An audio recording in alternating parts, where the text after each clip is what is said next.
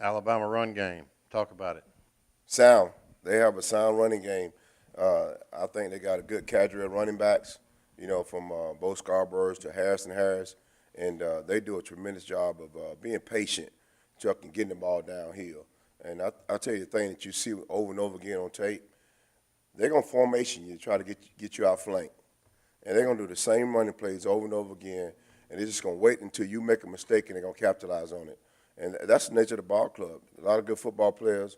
The scheme is set to just let their playmakers make plays, and you see a very, very patient outfit. They're going to run your standard power, stretch plays, try to get the ball on the edge. We have to do a tremendous job of setting the edge with big people and be very, very disciplined in our gaps because now you're going to play against the offense in a running game. If you make a mistake, they have the tools to capitalize on it. Coach, it looks like they're run first and pass, even if maybe obviously second. But will that change your scheme any at all? Will you go with 3 linebackers possibly, or are you still staying at 4-2-5? Well, it wouldn't change the scheme. What it forces us to do is that we'll pay a little bit more close attention to the run game, to the run fits, and we'll give them some more technique changes up front. So we're not always in the same gap, not always in the same technique. So we'll pay a little bit more attention. We'll get 1 or 2 more extra run periods in this week. And we'll try to plus the box, with another guy, try to help eliminate the run game. Coach, Alabama obviously never rebuilds. I'm sorry, I can't hear you. Alabama never rebuilds. They just reload. How are they able to recruit so much better than everybody else? Oh, I have no idea. I mean, haven't never had an opportunity to ask anybody over that question, so I don't know how to respond to that. But I know they're a good football team. And, the players are sound. When you look at the tape over and over again, you see an outfit that's poised. You see talent all over the field. But to answer your question, I don't know exactly how to answer that question. That may be a question to ask Alfredo Roach.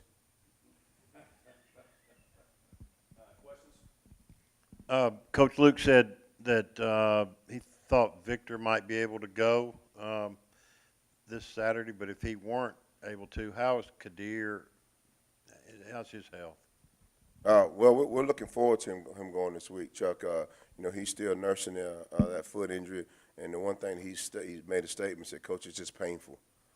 So I'm looking forward to seeing him go. Victor, we don't know quite yet. What's his status? He wasn't on the grass yesterday, but we're hopeful that he's going to be able to go as well. And as the week progresses on, and they continue to get treatment, and we'll have a better pulse on who will be able to go out and play for us on Saturday. How important was this bye week coming in to prepare for Alabama? Wait, say it again now. How important is this bye week when preparing for Alabama? Oh, the bye week is huge. I mean, it gives you an opportunity, to get some guys healthy, and it gives you some extra time to study videotape. The one thing you have to guard against in the open week or bye week is to make certain that you don't put in a lot of scheme because you have time. Sometimes time can be your enemy, and so you have to be really careful just, to study the opponent and be careful not to overload the players with scheme because you can try to do too much and it paralyzes your athletes. But I think the biggest advantage is that it gives you an opportunity to get some players healthy, otherwise that's banged up. And we have to really guard ourselves as coaches because we can see a lot, but we have to remember it's all about what the players can execute. And I think this ball game will be really important about who makes the least amount of mistakes, who can fit their gaps, and, just going out and playing sound. I don't think scheme's going to save you in this game. You got to win some one-on-one battles. Up front, we got to tear off our blocks and go make plays. Secondary, got to, make sure we keep our eyes in the right spot because this quarterback, he can spin the ball. But at the same time, he can certainly beat you with his feet. I haven't seen a quarterback run as smooth as he runs in a long time.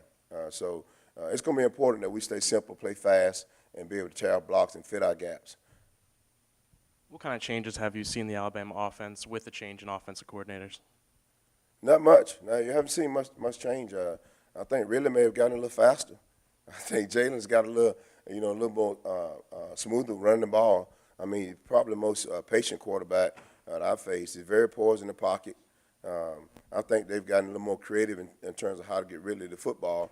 But I think they're doing a tremendous job of incorporating the running backs, in the passing game. They'll what we call boat motion, get the running back out and get the ball to them right away. There are little wrinkles here and there, but not much change. And run the ball, and they're going to take a shot at your vertical, make sure that you're being honest on the back end. But they're going to let their playmakers play. Coach, we saw a big improvement from week 3 versus the first 2 weeks in practice last week. Did you see improvements continue to be made?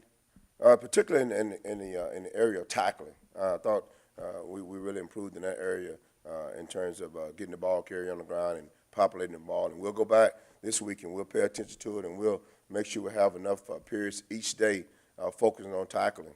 That was the biggest improvement that we saw, and we made certain that we paid attention to how many plays and how much defense we win in the game, and reduced the menu a little bit, so that now one of our philosophies is let's reduce the variables to increase performance.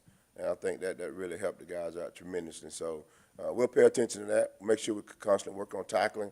But one area we must improve is our eye discipline. Make sure we have our eyes in the right spot, see our keys and read them, and trust your keys. Trust your keys and go out and play fast.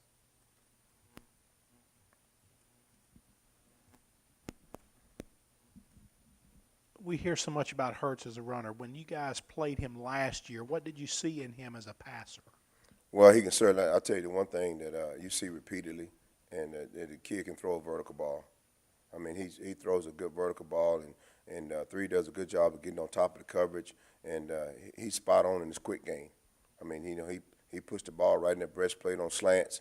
I mean, everybody talks about how well a kid can run the ball. He's a tremendous athlete. But make no mistake about it that he can get the ball to his receivers while they're in stride. He has a nice arm. So I think he's close to being a complete quarterback. And we're going to have to count for him in the throw game as well as in the run game. He's not just a guy that's going to pull the ball down, run. I mean, he'll pull the ball down, keep his eyes down the field, and, he'll hit a receiver on the run. I think he's more accurate once he's moving, which is also a scary thing because, you got to stay in coverage, but at the same time, once he crosses the line of scrimmage, he has enough vertical speed he can score from anywhere on the field.